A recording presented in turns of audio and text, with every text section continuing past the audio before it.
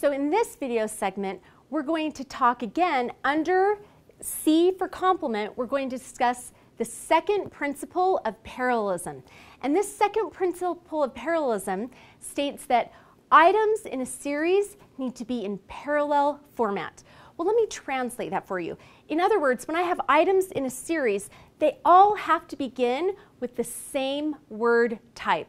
Let's look at some sentences so I can explain how we're going to approach analyzing for correct parallelism.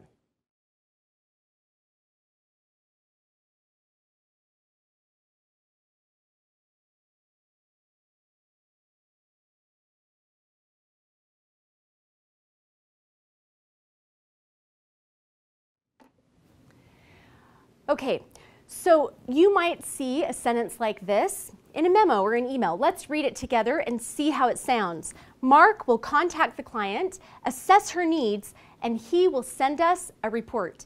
To the ear, it sounds okay, but this sentence actually is grammatically incorrect because it isn't parallel. It violates that parallelism principle. And what happens in the brain when we don't have a sentence in parallel format, the brain has to work harder to actually make sense of the sentence. And remember, writing sentences that are clear, clean, and correct helps people navigate that information and process it more quickly. And in business, time is money. So let's look at the sentence. Here's what I want you to think about as you're trying to test out for parallelism with items in a series. So the first thing, when I see this sentence, I recognize this is a sentence with items in a series because of these commas. The commas are starting to link either phrases, words, or clauses together. So generally, if I've got at least two commas, I'm very likely dealing with items in a series or items linked together. So in this case, I see the commas and I go, okay, I've got three things that Mark is going to do. Those are my items in the series. Now, what I want you to think about is imagine that this sentence is a train, and we have to figure out what's the engine of the train. Okay, in other words, what's the operative word that's going to determine what kinds of cars we have to hitch to that engine. All the cars have to have the same kind of hitch to go with the engine. So I look at my sentence and I'm going to backtrack from my first item to identify what's my engine word. And then we'll figure out what kind of hitch or what kind of word type it has. So I'm going to look, okay, Mark will contact the client. Here's my first item.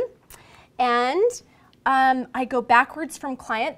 My potential engines that I'm going to hitch words to are either going to be contact, the, or will, because those are the things that come before my first sort of train car, which is the client. So I backtrack and let's try and see if the works, if it's our engine.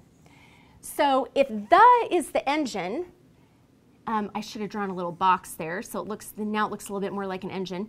Here's my hitch. So what type of word comes after it? Well, client is a noun.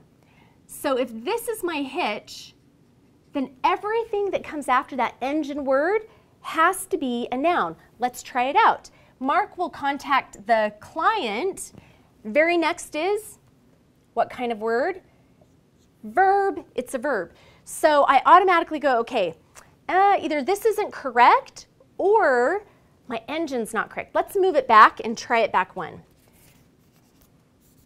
Okay. We're going to go like this. Okay. Now, I'm going to move it back to, well, let's move it back to contact. Okay, so contact, let's try that as the engine. And in this case then, what comes after the engine, what type of hitch, would be an article. That says article right there. And so we will contact the client. Again, it's verb. It's not an article. If the sentence said, we will contact the client, the manager, and the something, I would know that I've identified the right engine word and I've got the right hitch in order to determine my parallel structure. So in this case, it doesn't work. I'm going to backtrack once more. Okay, in this case, my hitch is will. So I'm going to, and the next word that comes is contact, which is a verb. So my engine word is will, and my hitch word is verb, which means everything that connects to will, if in fact that's my correct engine word that's going to determine my parallel structure, everything coming after it should be a verb. So let's test it out and see if the next item follows better in that format. So Mark will contact the client, assess her needs. So I go, yay, I think because the second item in the series is a verb and it has the right hitch here as a verb, I've identified the right engine word. Now let's try my third item in a series.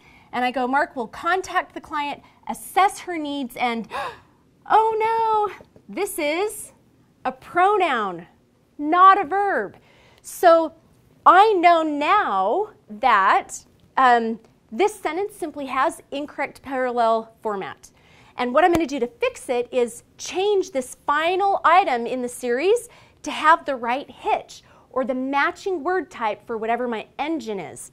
Okay, so let's erase he and see what this does for us. Mark will, again, correct hitch, contact the client, correct train hitch, assess her needs, and will send us a report. Now, someone listening is going to get a little bit confused. They're going to go, well, this is kind of a verb. Doesn't that work? Well, the problem is our engine is this helping verb, will. So our hitch is a verb.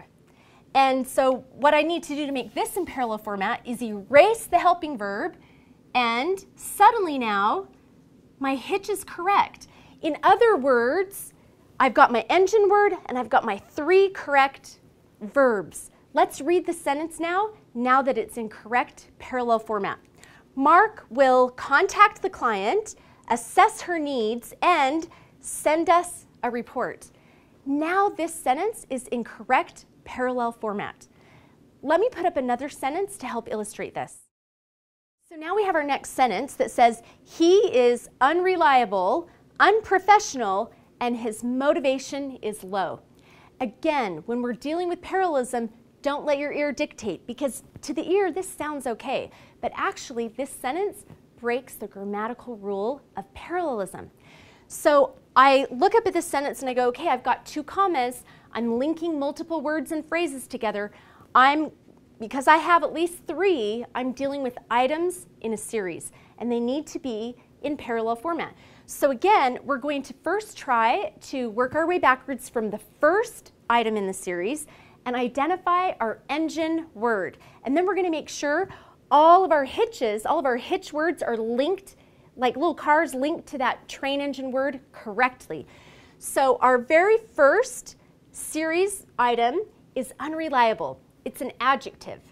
And I'm going to work my way backwards and say, okay, let's say that this word is, which is a state of being verb, but I'll basically put down it's a verb.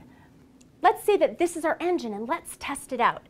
So this verb has a hitch that is an adjective. Let's go through and see if our second series item matches up. Unprofessional. Okay, yay, smiley face, because we have another adjective. The hitch is an adjective. So now let's go to our third item in our series and see if it has the correct hitch. Well, I come over here and I look at his motivation. Well, it is not an adjective. It is a pronoun. It's a possessive pronoun. So I know this sentence is not in correct parallel format, and I need to fix it. Let's fix the sentence. Here we're good, here we're good. This is where we need to fix our sentence. Can you tell me to fix this? Is unmotivated a word though? Okay. Yeah, no kidding, right? Okay, so now I've fixed the sentence because my verb, he is unreliable, unprofessional, and unmotivated. So I've got now another adjective. All of my train cars are correctly hitched to the right engine. Now let me point something out. I can actually change that initial engine and change the hitch type and still make my sentence be in parallel format. And I'm going to do that to this sentence right now.